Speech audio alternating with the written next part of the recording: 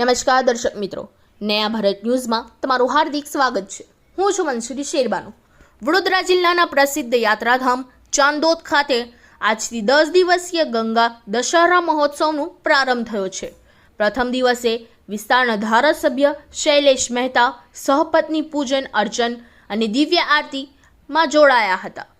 ગંગા મૈયાના પૃથ્વી પર અવતરણ થયાની સ્મૃતિમાં યાત્રાધામ ચાંદોદ ખાતે પ્રસિદ્ધ મલ્હારરાવ ઘાટના કિનારે વર્ષોની પરંપરા મુજબ ગંગા દશહરા મહોત્સવ ખૂબ જ શ્રદ્ધાપૂર્વક ઉજવાય છે। તારીખ 7 જૂનથી 10 દિવસ સુધી ચાલનારા આ મહોત્સવના પ્રથમ દિવસે દર્ભાવતી ડભોઈના ધારાસભ્ય શ્રી શૈલેષભાઈ મહેતા સોટ્ટા સાથે ગુજરાત બ્રહ્મશક્તિ જાગૃતિ મંચના પ્રમુખ શ્રી મીનાબેન મહેતાએ પધારી યાત્રાધામ ચાંદોદના ઐતિહાસિક મલ્હારરાવ ઘાટના કિનારે નર્મદાજીના પૂજા અર્ચન સાથે દિવ્ય આરતીનો લાભ લીધો હતો। ગંગા દશહરાના પાવન પર્વની સુંદર ઉજવણી અંગે ગંગા દશહરા સમિતિના વિદ્વાન ભૂદેવો દ્વારા સુંદર આયોજન હાથ ધરાયું હતું। Bureau report Lalabhai Bhatiyara. ગંગા દશહરા આનું એક અલગ જ મહત્વ છે। લોકો ગંગામાં પોતાના પાપ ધોવા જતા હોય છે, ત્યારે આ ગંગા નર્મદામાં પોતાના પાપ ધોવા માટે આ 10 દિવસ દરમિયાન આવતા હોય છે।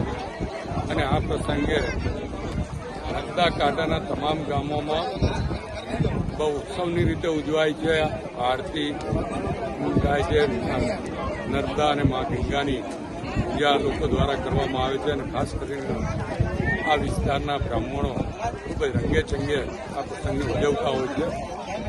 વર્ષોથી પરંપરા છે એ પ્રમાણે આ વિસ્તારનો જ્યારથી ધારાસભ્ય છું છેલ્લા 7 વર્ષથી અહીંયા ગંગા દશહરાની શરૂઆત અને એની પૂર્ણાહુતિમાં પૂજાનો અને આરતીનો લાભ મળતો હોય છે। હું મારી જાતને કસાડી સમજું છું। આમ તો સિનોર એટલે કે નર્મદા કાંઠાનો જ વતની હોય, અત્યાર સુધી સિનોરમાં આરતી અને પૂજા કરતા ગંગા દશહરામાં પણ ધારાસભ્ય થયા પછી વર્ષોથી ચાણોદમાં આ લાભ મળે છે।